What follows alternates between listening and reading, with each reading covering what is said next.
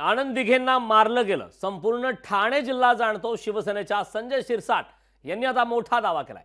सगळ्या गोष्टी कालांतराने पुढे येतील असंही संजय शिरसाट यांनी म्हटलंय। एवढे वर्ष गप्प का बसलात, पुरावे द्या असं केदार दिघेंनी देखील आता आव्हान दिलंय।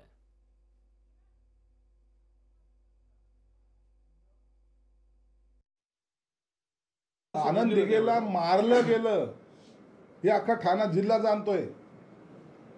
दुपारी होणारा डिस्चार्ज त्या आनंद दिघे साहेबांचा अचानक मारतात, बोलता चालता मारतात ताबडतोब, आणि त्याला अटॅक दाखवला जातोय। या सगळ्या गोष्टी काही कालांतराने म्हणजे लोकांच्या लक्षात येत, पण कालांतराने पुढे येते। डेड बॉडी घेऊन खरंच पळाले मुख्यमंत्री।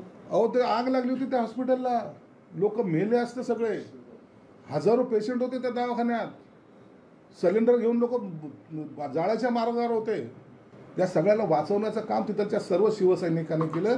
त्या सर्व शिवसैनिकांमध्ये एकनाथ शिंदे हे अग्रस्थानी होते, एवढाच त्याचा अर्थ आहे। तुमच्या दैवतावरती जे तुम्ही म्हणता की तुमचे देव होते, दैवत होते, त्यांच्यावरती हा जेव्हा घाला घालत जात होता त्याला तुम्ही काय करत होतात का? म्हणून तुम्ही सदैव सगळी पदं उपभोगलीत कशासाठी? म्हणून तुम्ही जर का अशा पद्धतीचा जर का साहेबांवरती जर का ह्या पद्धतीचा घात झाला साहेबांचा, तर का म्हणून तुम्ही चुप्प बसलात? आणि आज का 23 वर्षानंतर हा प्रश्न तुम्ही निर्माण करताय? याचा अर्थ असा की ह्या षडयंत्रामध्ये तुम्ही देखील होतात का? आणि जर का तुमच्याकडे पुरावे असतील तर मी आज थेटपणे तुम्हाला सांगतो आणि या महाराष्ट्राच्या जनतेला सांगतो की केदार दिघे साहेबांचा पुतण्या म्हणून साहेबांना जो काही मी अग्नी दिलेला आहे त्या अनुषंगाने मी कोर्टात जायला तयार आहे। या महाराष्ट्राच्या जनतेला साक्षी ठेवून सांगतो।